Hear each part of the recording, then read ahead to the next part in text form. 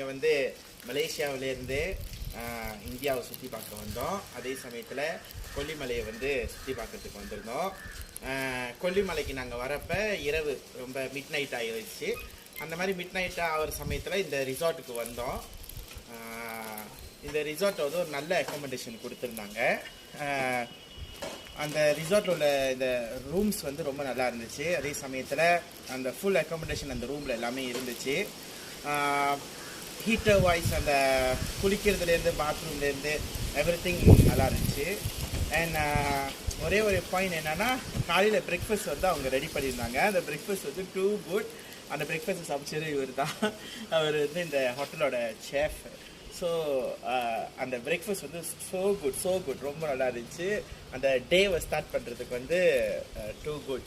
So however யாராச்சும் கொல்லிமலைக்கு வந்தீங்கன்னா இந்த ரிசார்ட்டில் வந்து தங்குங்க. And then